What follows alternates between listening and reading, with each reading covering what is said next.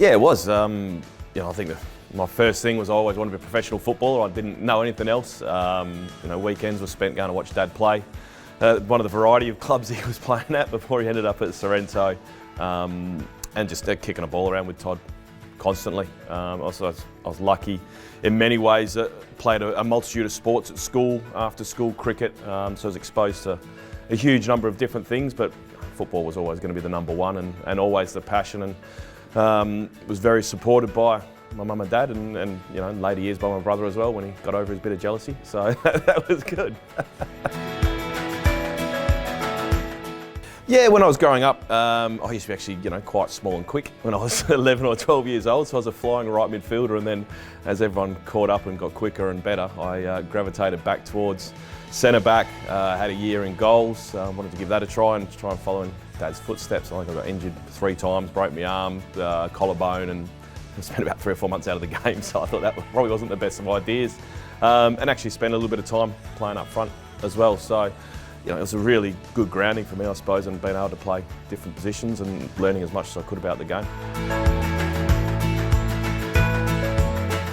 Yeah, very, very clearly. I think Mish Devray had come and watched a couple of games I was playing at Sorrento. I think I had dyed blonde hair at the time as well, being young and stupid as I was, and thought I'd played well, but there was concerns probably about my pace again. So I was invited down for a 2-week trial, just down in McGilvray Oval, which was great, and people like Gareth Navin, Scotty Miller were so welcoming. This was the start of the big names coming into Perth Glory. John Markowski, Con Buziana, Ernie Tapai was still there. So it was a pretty intimidating place to go into.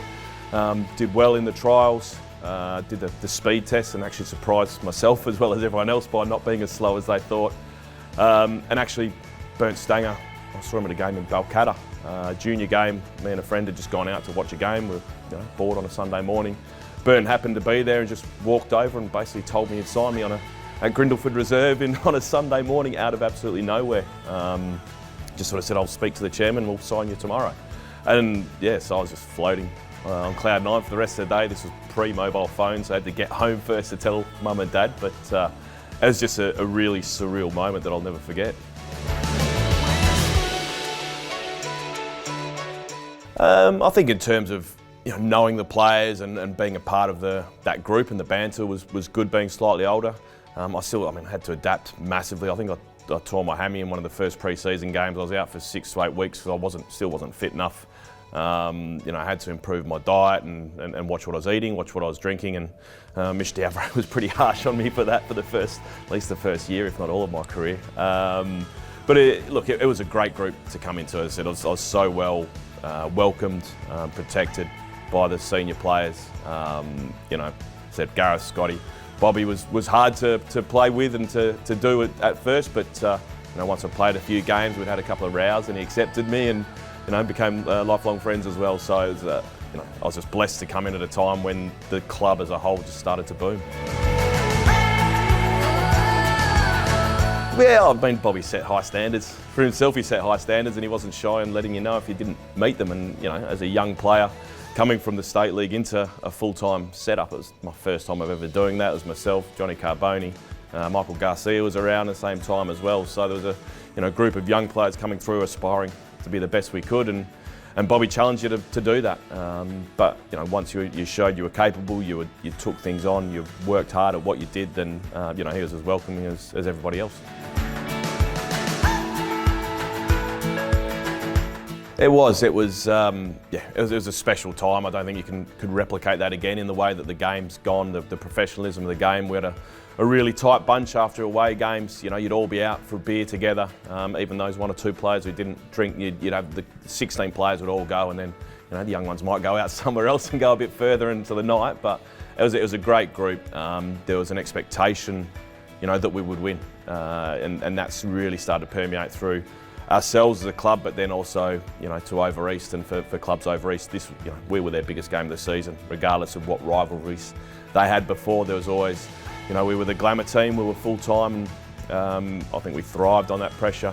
It probably didn't shine through in a couple of grand finals, which was disappointing. It would have been nice to have another couple of championships to the name, but It's, with Perth people, with Scotty, Bobby, those sort of people. Craig Deans is another one. Spent a lot of time with to finally have success, to be embraced by the whole of Perth, the whole of Western Australia was fantastic, and to be able to do that in front of friends and family on a weekly basis was very special. The build-up, I was really nervous as to whether I was actually going to play. We'd shuffled things around in the semi-final. Ivan Ergic came on, scored that golden goal that everyone remembers late on in extra time.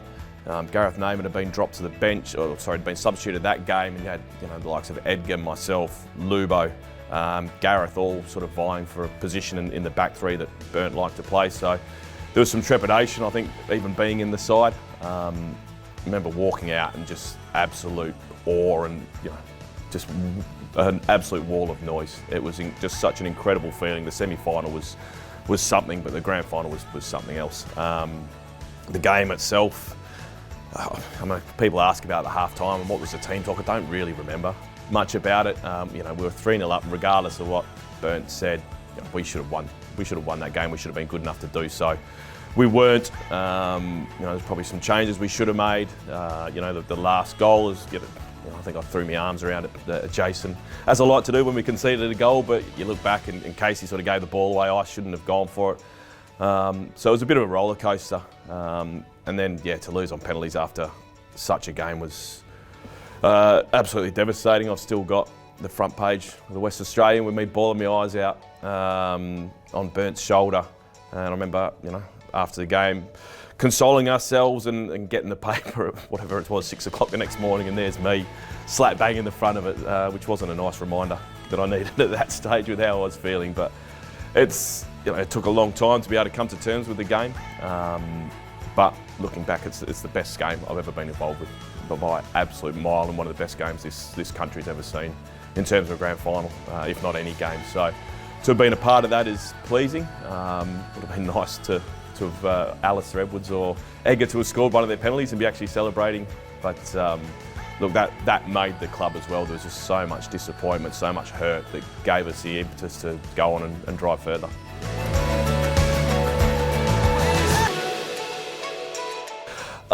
Just absolute joy and relief. Tarka has come forward, as has Harnwell, who's attacking the ball now, and he puts the Glory into the lead. After the previous year's grand final, when we didn't play well against Olympic and they just sort of shutted us down, we knew we had to score first. We were a much better side. Simon Colosimo, Andre Grumpek coming into the squad. To score that goal when my future was uncertain. It was coming towards the end of the NSL at that time as well. I was going to go overseas and give it a crack over there. So to score, grand final to win, knowing that my dad had put money on me to be the first goal scorer as well at about 25 or 30 to 1, along with a number of mates. So I didn't have to pay for a drink for a good couple of weeks afterwards. But it was just sheer relief, especially when that final whistle went. Top of the world, this is my last game, and what a game to go out on. Mate, it was a great header. Did you know you were going to score it? Oh, I was hoping to, and the odds were pretty good on me, so I think the old man had a bet, so I'm happy with that. And watching the game back, seeing Mish pacing up and down on the touchline, I think it was Eddie Lenny was the fourth official and trying to rein him back in. He had absolutely no chance. There's a key moment, sort of just after I scored, and I remember hearing this shout of Jamie, and I looked across as Alan Vest on the bench, and he just gave me the thumbs up, and that was one of the most powerful things that I've ever got from Vesty. He was a fantastic coach and helped me a lot. But just that recognition, that knowledge, and just when I saw that, I was like, no, this is going to be our day today, and it's just an incredible experience to be able to share, to win at home and have with the friends and family. Oh, geez, I've scored that many though. In terms of importance, that was great. I scored in the first grand final against Wollongong. That was an incredible feeling to make it 3-0. But to know that you've helped your side win a championship was great. It would have been nice if Damien hadn't scored that second one, so it would have just been the winner. But it was better for the nerves, I think, that he scored. But certainly one of the fondest goals I've ever scored. Yeah, there was for me. I'd obviously been away as well. I'd missed the sort of first half of the season, but been in UK and then trialling in Malaysia just to, I wanted to try and experience the world. It didn't quite work out that way and ended back and, the team was vastly different from the year before. A lot of good players, Tommy Pondle, Wayne Shroy, Matt Bingley. So it took a little bit of time to adjust and get back into the swing of things here as well. And I know that the club had struggled playing their games away. Up at Joondalup and a lot of games while HBF Park was getting renovated. But we were written off. Parramatta were the best side in the league. They'd thumped us a couple of games before. They were rightly lauded as going to roll over the top of us, and whether it was the weather or what it was, I don't know. But to go over and beat them was vindication of what the club had done, of how well, and I think it was only fitting. At the end of the NSL, the Perth Glory were the final champions. Again, a core group, I think 500, 600 supporters over there, absolutely soaking wet throughout the whole game. And that was a nice way to sign off on the NSL, and that was relief to go back to back and win that second one was very satisfying. The champions, Perth Glory.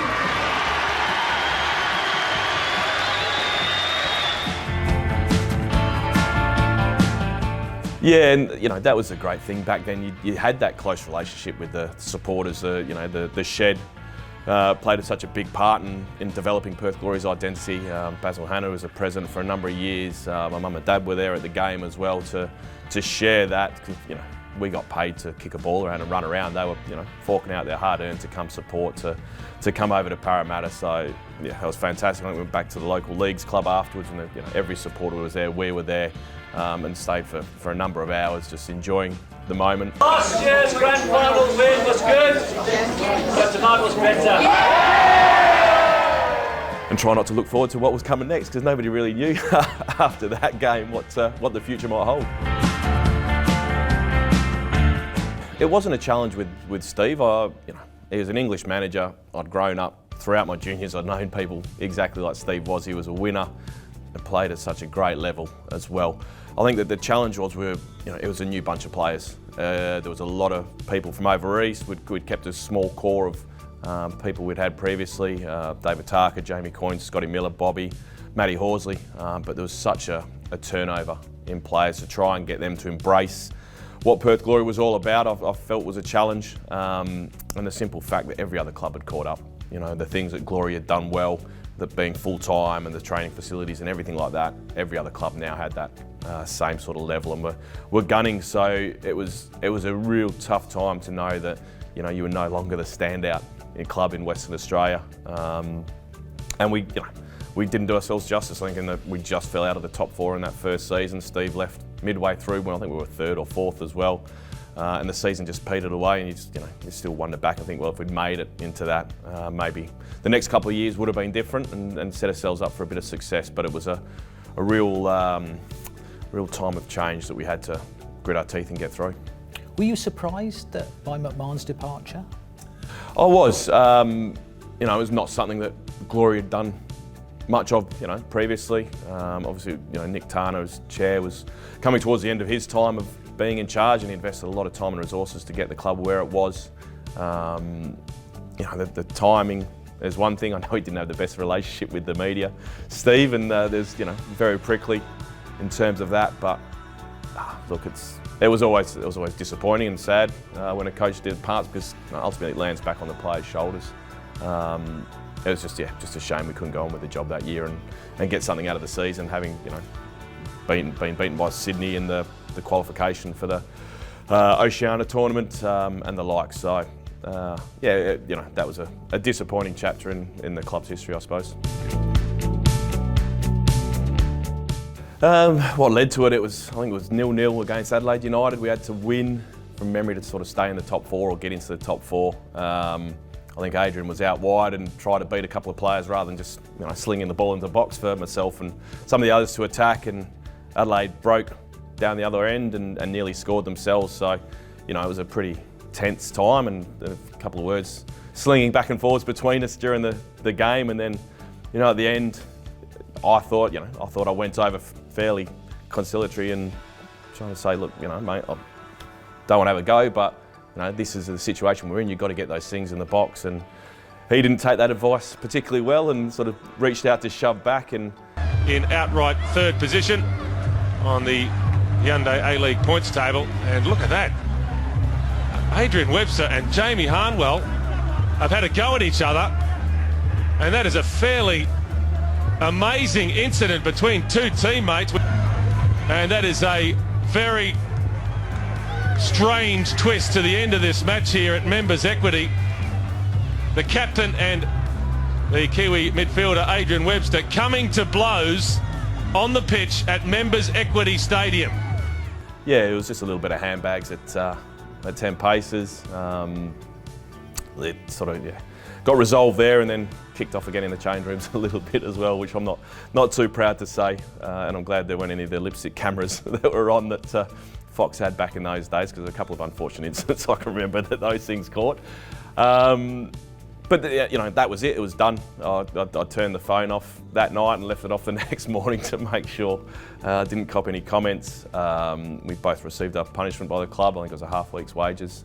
But that was it. Done and dusted from there. I think we had to walk out holding hands at the next training session for the media to make it look like we were best of friends again. And there was no ongoing problems with Webby by any means. It was the heat of the moment. It's something that's regrettable. There's a lot of other memories and things I'd like people to remember me for than having a punch up on the field with a teammate. But I'm not the first, and certainly won't be the last to do so.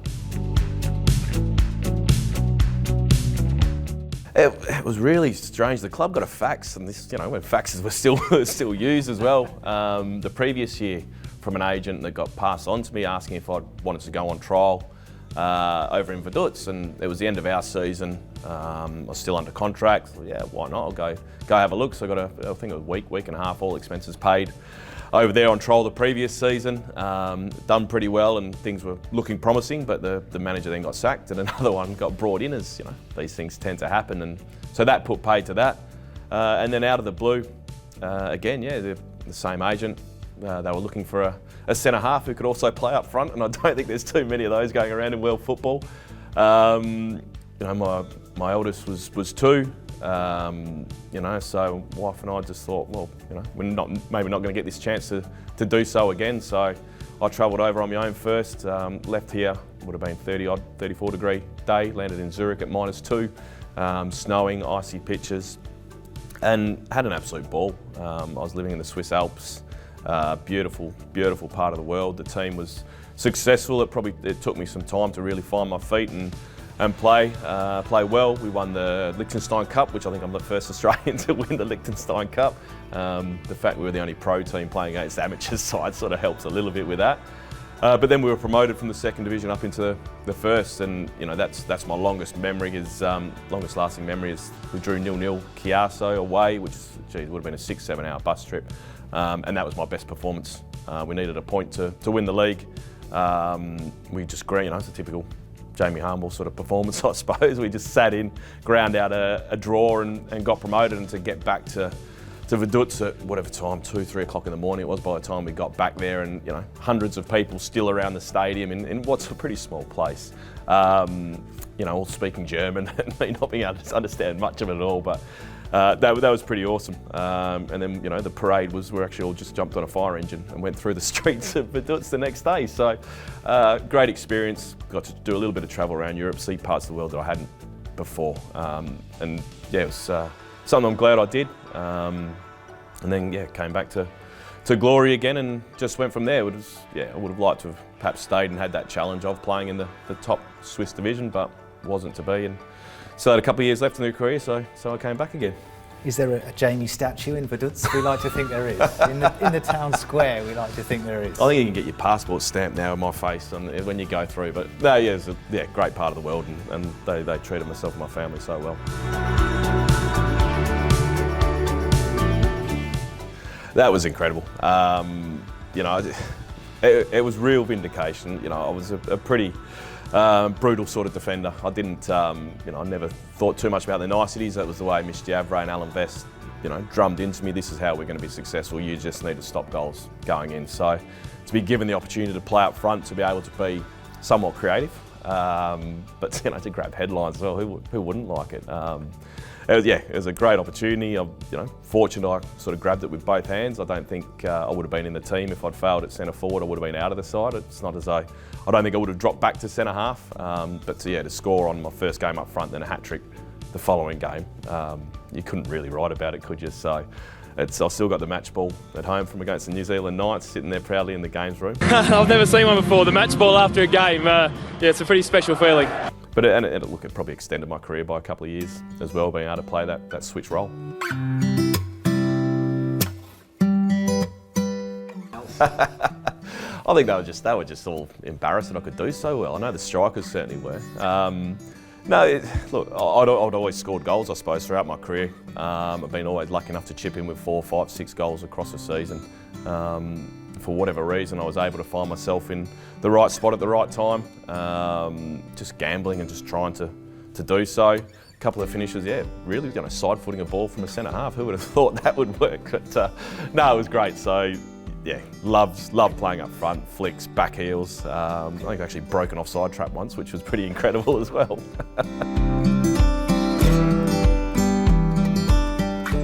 I think I just wasn't Ron's type of player. He was bringing, players like Hayden Fox came in. I was obviously a big supporter of David Tarker. I wasn't the greatest at ball playing centre halves, and Ron was trying to change and adjust the way that we played. I'd obviously spent a year as captain under him when he first came in. Then he appointed Simon Klossmo the following year, which these things happen. It's disappointing, and you just got to take it on the chin. But it was always the fact that I wanted to stay here and play. So that was when I got given the opportunity to play up front. Basically, I think you can speak to Bobby and Bobby can give you the story, but it was either you go up front and be successful or you're sitting in the stands next week. So that was a challenge, and I thought I'd beaten it that first time after first going up front. I won Golden Boot after only playing 8 games or 9 games up front, and the club wasn't particularly successful. So it'd be great if I had 18 goals to my name in one season, but it wasn't. It was 7 or 8.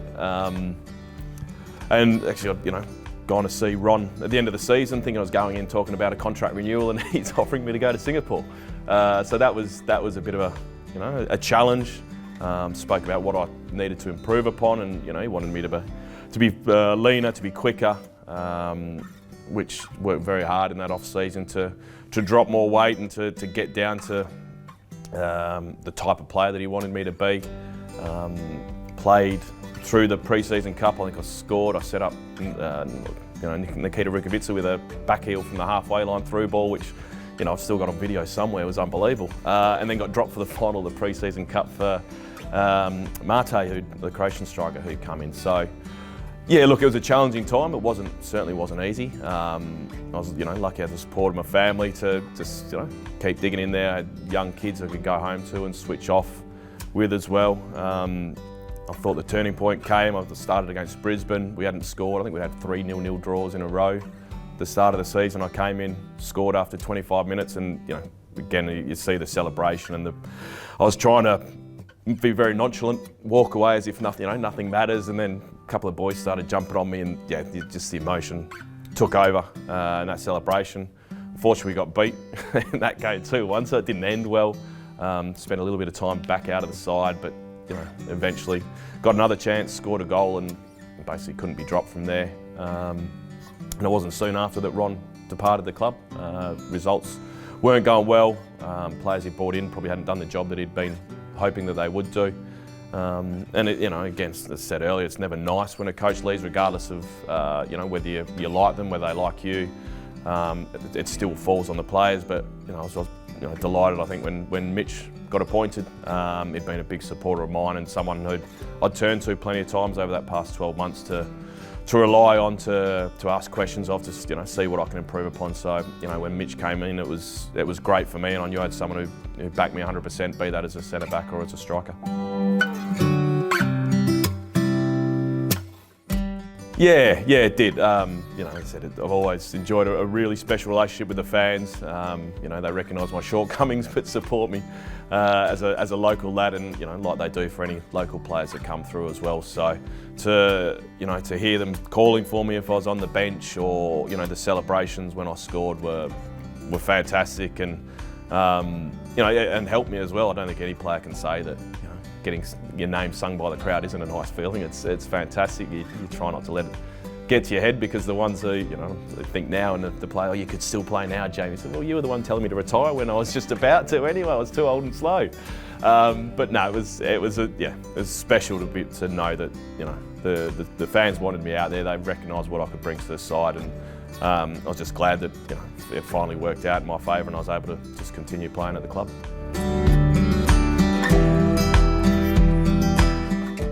No, I think I went into the season thinking I was still going. You know, we had Robbie Fowler, Mille, Stajowski was here. We had a really good squad, Andy Todd, and we were flying in the early part of that season. Scoring goals, I was, you know, playing centre back mostly, had flipped to a couple of games up front.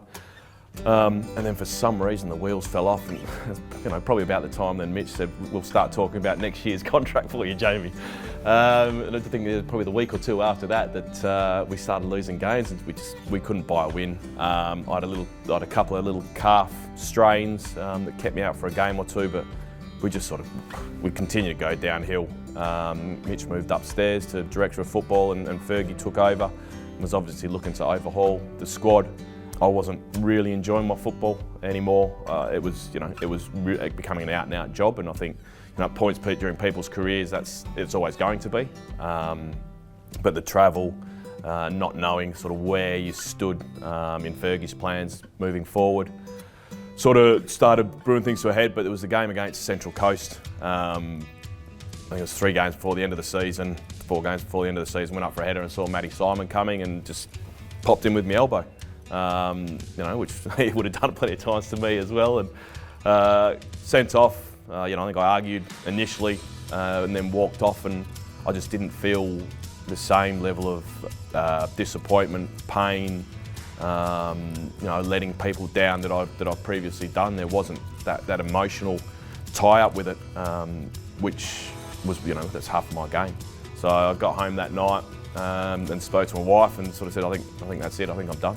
I said, it's just, I haven't got that anymore. I don't have the desire to go in and improve as a footballer, which was a hard thing to realise after, you know, so much effort. I was lucky enough, I only got, I think, 2-week suspension, which allowed me to have my final game at home. I would have been, you know, devastated for a moment of stupidity. It cost me that chance to say goodbye to the shed.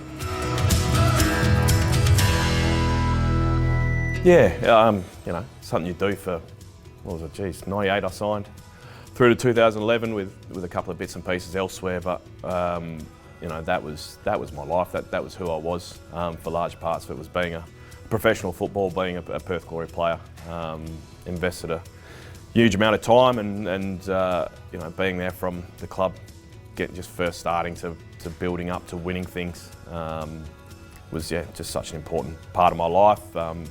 Made lifelong friends along the journey as well, enjoyed some fantastic times. And it's a difficult thing to let go of, being a professional footballer. You know, the body probably could have done another year, and there was some sort of mild interest from over east, but it just didn't feel right to look anywhere else. So that was the time to hang up, and you know, just as well, obviously Glory went to the Grand Final the next year, didn't they? So I probably would have stopped that if I stayed on, but it was a tough thing to do.